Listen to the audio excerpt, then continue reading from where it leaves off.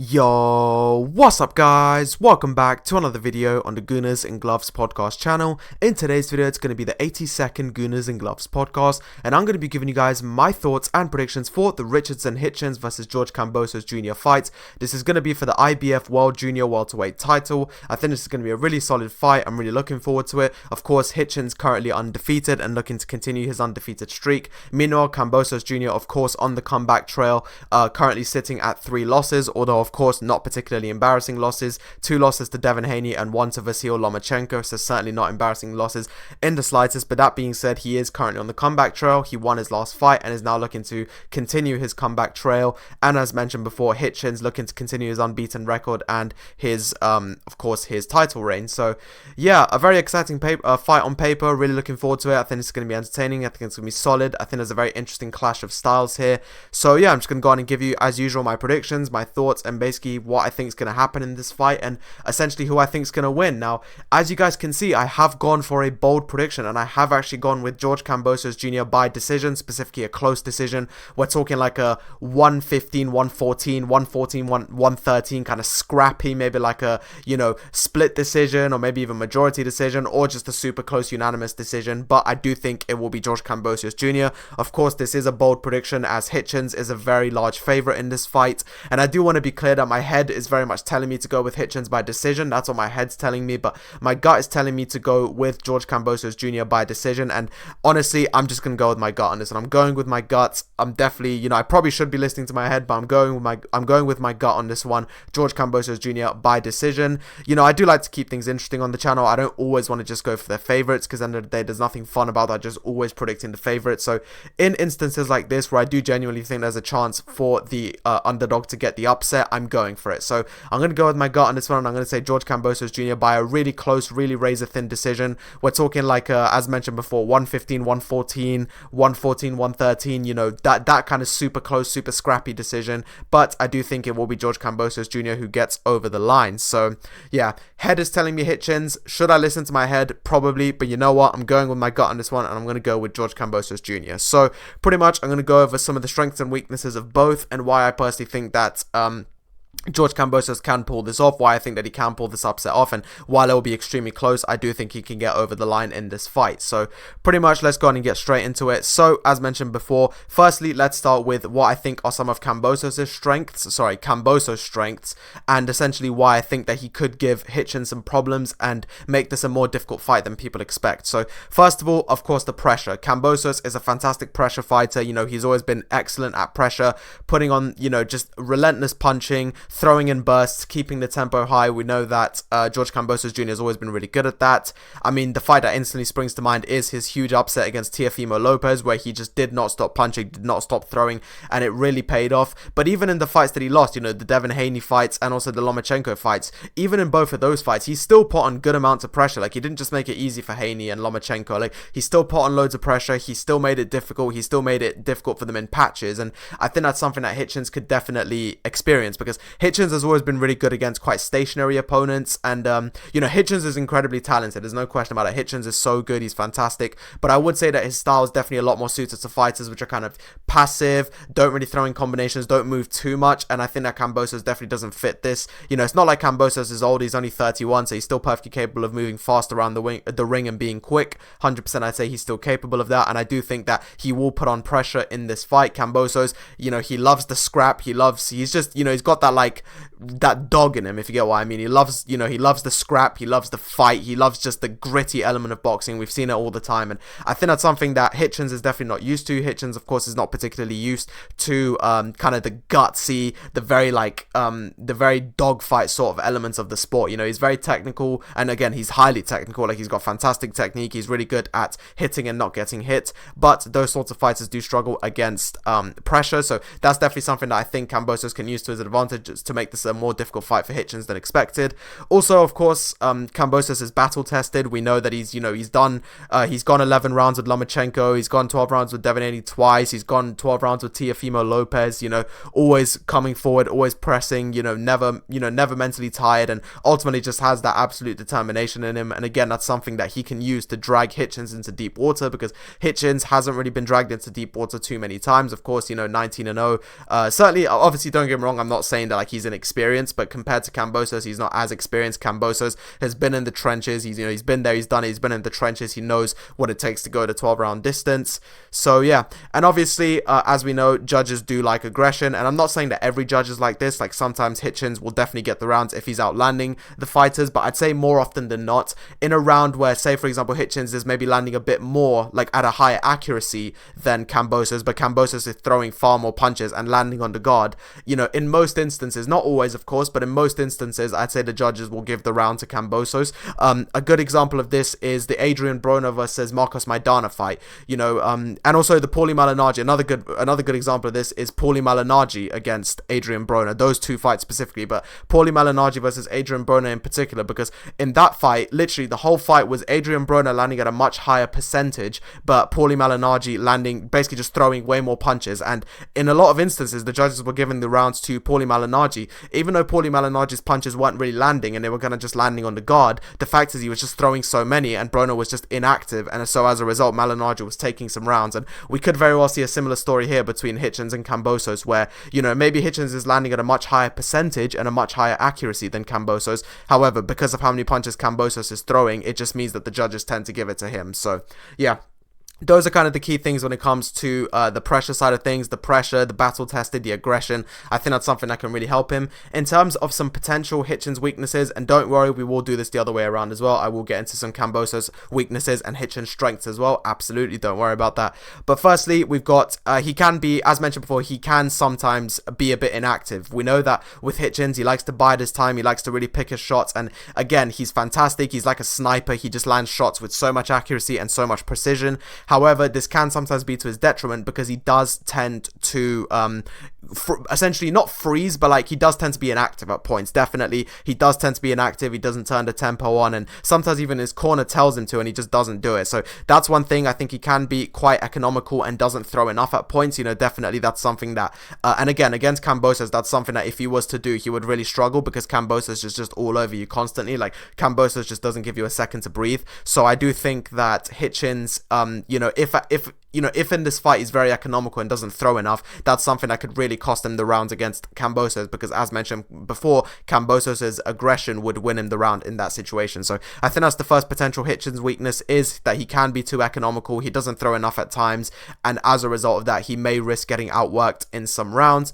Next, of course, he is unproven is maybe a strong word. I won't go with unproven because he does have some good wins on his resume, but I'd say that his resume isn't quite as strong as Kambosos' resume. Of course, as I already mentioned before, Kambosos has the likes of Teofimo Lopez, Devin Haney, Vasil Lomachenko, etc. Very elite, very high-level competition, whereas Hitchins has some good names on his record. Definitely, he's got some decent names on there, but not, definitely not as elite as some of the names on Kambosos' record. And also, he's never really fought someone that puts as much pressure on as Kambosos, for sure. Like, he's not really, his record is decent, but he's not quite proven against elite pressure. And obviously, Kambosos is certainly someone who definitely has the high volume and the awkwardness, and it's something that Hitchins hasn't really been exposed to too much, so I think that's another thing that might make it a bit difficult. And again, as mentioned before, sometimes, again, this isn't always, but sometimes Hitchins can fight in second gear a bit. Like, sometimes he does tend to coast, and don't get me wrong, he's 19-0, it certainly works for him, but it's something that, again, if he starts coasting too much in this fight, maybe he builds up some rounds and starts to gain some confidence, that's something that Kambosos could absolutely take advantage of. So essentially, the key weaknesses here are, if Hitchins was to do these things, I think he could lose, is essentially can sometimes be too economical, isn't really proven under elite pressure, and sometimes does fight in second gear. And if these things get in the way on fight night, then it could be a good night for Kambosos. However, if Hitchins is able to avoid these things, then definitely he can have a very strong performance against Kambosos.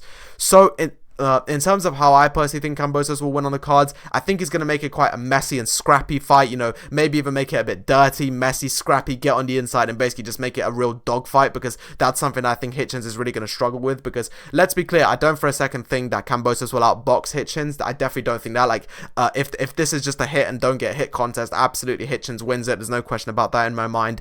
But I do think that Kambosos will try to make this, scrappy and dirty and messy, really get on the inside and make it a bit of a dogfight and a brawl. And we know that Kambosos is fantastic at the brawling side of boxing, and if he's able to turn this into a brawl, which I think he will, then it could be a difficult night for Hitchins. Secondly, I think that the pressure from Kambosos is going to make Hitchins fight off rhythm. We know that Hitchins really likes to get into a rhythm, get into a groove, and it's something that we've always seen in his fights. He really likes to get into that rhythm and into that groove and really into a zone. So I think that with Kambosos' pressure, I think it's going to, sort of knock him off his rhythm. I think it's going to disrupt his rhythm, and I think that's something that, again, is going to make it difficult for Hitchins to get stuff going. Next, I think that Kambosos will likely look to finish the round strong. As we know in boxing, the final minute of the round is always the most important because that's the bit that the judges remember the most. So I'm sure Kambosos is going to have that in his mind because it's likely that in some of these rounds for the first few minutes, he will just be getting outboxed and outclassed by Hitchins, and, he'll be behind on the scorecard. But I'm sure his corner will be telling him in the final minute, make sure to really up the tempo, take Hitchins by surprise, and try and steal the round that he otherwise took from you. So I think that's going to be something else. And then, as I said, I do think that in enough rounds, definitely not in all of them. Like, as I said, for me, this is going to be a razor-thin decision. Like, this is going to be, for me, a very close one. Like, I don't think that Kambosos upsets this via, like, a very large scorecard. If he upsets it, it's literally going to be, like, split decision, majority decision, that kind of thing. But I do think that he can out-hustle Hitchins in enough rounds to take a close or split decision. So I'm going to go with that. However, that being said, as mentioned before, this bold prediction is not without risk. First of all, Hitchins is fantastic, and I definitely don't want to ignore that for a second. Hitchins is so good. He's got fantastic precision, really good accuracy, good combinations, really good movement around the ring. He's obviously younger than Kambosos, probably, arguably more hungry, obviously the champion. So definitely this is a risky call, but I did want to predict an upset. I haven't done one for a while. I don't want to always just go with the favorite, and this is just an instance where I think that the experience and the sheer dogfight element of Kambosos Jr. will be enough for him to take a very, very close and very scrappy decision. However, it's definitely risky. There's no question about that. It's absolutely a risk. Hitchins is so good. He's fantastic. He absolutely will outbox Kambosos. I've got no question about that he will outbox Kambosos. However, can Hitchins go into the deep waters? Can Hitchins brawl? Can Hitchins scrap? It's something that, in my opinion, is going to get really tested. However, let's go ahead and also get into some Hitchins strengths. Obviously, I don't want to be unfair here. I want to also give you guys Hitchins strengths and also Kambosos weaknesses. So let's start with some strengths for Hitchins. Well, first of all, he's a very clean puncher. Absolutely, he's a very, very clean puncher. He's efficient, he's accurate, and just visually cleaner. I think that, his accuracy, his efficiency, that looks really good to the judges. And there's a reason why Hitchins does win quite a high percentage of the rounds that he takes part in, because his shots are efficient, they're accurate, they're clean, and they just look so good for the judges. You know what I mean? Like, they look fantastic for the judges, and those clean punches are absolutely something that really, really does well. We know that he's got a very calm sniper-like style where he likes to just pick his shots and really land some, decent power. Obviously, we know that, Hitchins doesn't have the strongest power, only 7 KOs in 19 wins. However, he definitely makes up for that in just sheer efficiency, fantastic technique, and really, really good style. So that's the first big strength of Hitchins, and it's something I think he'll absolutely use against Kambosos. In the same way that Kambosos could knock him off his rhythm, it could also happen that Kambosos does not knock him off his rhythm, and instead Hitchins employs counter-punching, and Hitchins is also a very good counter-puncher, employs the counter punches, throws Kambosos off his rhythm instead, and ultimately just lands really clean, really effective shots that the judges will see and give him the round. So that's the first strength for Hitchins, is that he's a really clean puncher. He's efficient, he's accurate, very clean punches, and ultimately this is something he's going to be able to use against Kambosos and make him smother his own work. Next, he's obviously very composed. We know that Hitchins is very calm. He's always been an incredibly calm and an incredibly tactical fighter, and that's something that I think he'll definitely need when he's being pressed by Kambosos. As much as I think that Kambosos will do well with his pressure, there's no doubt that Hitchins is a calm fighter and therefore can use that calmness to try and just relax himself, and when he's being pressed, just remind himself, okay, Kambosos will get tired, I might have to survive a few rounds of this, throw back, try and tire him out, but eventually Kambosos will tire out, and eventually I can start to, pick him apart on his feet, essentially. So that's the next thing about Hitchins. His calmness, his tactical nature is really, really good. Secondly is his jab. Hitchins definitely has one of the best jabs in the division for me. In the junior welterweight division, he definitely has one of the best jabs. He's so good at using it as a rangefinder, just really snapping it out. He's got a really good snappy jab that he's able to just knock the head of his opponent's back with, and I think definitely he's got one of the best jabs in the division. And just in general, his range control is really, really good. It's fantastic range control. He knows how to keep his opponent at bay, keep him on the outside, and ultimately use the jab to great effect. And this is something that, again, is going to be key for him to beat beating Kambosos is going to be to use the jab as a rangefinder, keep Kambosos away from him. Obviously, Kambosos, as I mentioned before, I expect to be coming forward and really putting on the pressure. So Hitchins, I expect to be able to use the jab, use that rangefinder, keep Kambosos at bay, use the jab to confuse him, and start to throw the other combinations as well. And then finally, another one is that he's also still improving. Obviously, Hitchins is only 27. He's getting better fight to fight. In terms of Kambosos, you could argue that he very much peaked in the Teofimo Lopez fight, and he hasn't really got much more of a ceiling, whereas obviously with Hitchins, he's still young, he's still improving. Obviously, I'm not saying that Kambosos is old, but Hitchins is younger. He's obviously 19-0, he hasn't lost, and is only getting better. You know, really, Hitchins has been improving from fight to fight, and that ceiling, I think, will continue to improve. So the key strengths for Hitchins in this fight that I think he can use to beat Kambosos are his clean punches, his efficiency, his accuracy, his calmness, his tactical nature, and really good like boxing IQ, his range control, his jab, and the fact that of course he's still improving and can continue to improve in this fight as well. And also finally the combinations, which kind of links into my range control and jab point. You can use the jab to set the combinations up and keep Kambosos at bay. And then finally, let's go over a few Kambosos weaknesses that in my opinion could cost him in this fight. So first of all, he's not very accurate. So like I said before, while I expect him to come forward and throw a lot of punches, there's no denying that in throwing these large amounts of punches, he doesn't actually land a high amount of them. Now, as I mentioned before, this doesn't necessarily matter because in a lot of instances, judges just want to see, like, you know, not all judges, but some judges, and I'd say most judges want to just see kind of aggression, loads of punches being thrown. You know, even if they're landing on the guard, it's fine. They still give the round. But there's no denying that he isn't the most accurate. You know, he does miss, he certainly swings wildly, and this is something that Hitchins will undoubtedly take advantage of. As I said before, Hitchins has fantastic counter punching, so when Kambosos swings wildly, I fully expect Hitchins to make use of the counter punches, the body punches, you know, pivots, side steps, and ultimately just really basically punish every mistake of Kambosos. We know that Hitchins is quite ruthless when it comes to punishing every single mistake from an opponent that misses, and that's something that I think Kambosos is going to feel.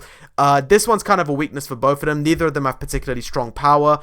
Hitchins has 7 KOs, Kambosos has 10, so neither of them have a particularly high amount of power, and this is why for me this goes one of two ways. I've gone with my gut, which is telling me Kambosos by close decision, but what my head is telling me is Hitchins by a wide decision. But as you noticed, in either instance I'm going with decision because I just don't see this being a I just cannot see this being a knockout from either man. I just can't. So yeah, that's another one. He's quite repetitive. We know that Kambosos is quite repetitive. You know, his angles are always quite easy to predict. His head movement is kind of easy to predict, and ultimately he kind of just throws the same punches.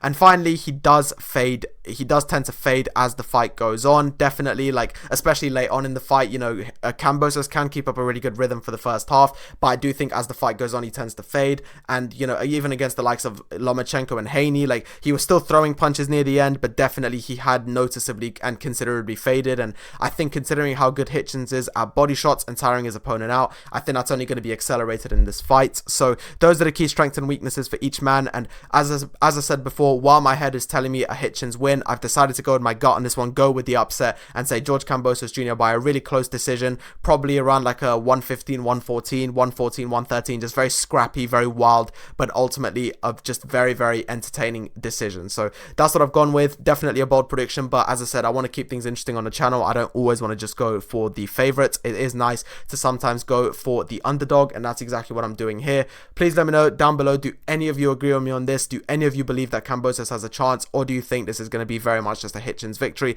I'd love to hear it. This is a risky prediction. Hitchins is fantastic, but I've decided to go with my gut on this one and go with Kambosos Jr. So anyway, thank you guys so much for watching. I really enjoyed filming this podcast. Thank you for all the support recently. I know the videos haven't been quite as forthcoming as they were a few months ago. That's only because obviously I'm still waiting for Arsenal transfer news to get announced. You know, I want to wait for deals to actually get over the line before making videos. Obviously Arsenal preseason isn't for another about 5 weeks, so there's no more Arsenal games for another 5 weeks, and obviously boxing happens only every so often. So please bear with me in this time while I wait for preseason to come around and for Arsenal games to start and everything. Please do bear with me. I'll have a reaction to this fight coming out in a couple of days. I'll have a reaction to Arsenal's Premier League fixtures coming out next Wednesday, so got some stuff on the horizon that hopefully you guys will look forward to. But anyway, thank you guys so much for listening. Have a great day, and I'll catch you guys on another podcast soon. Bye bye.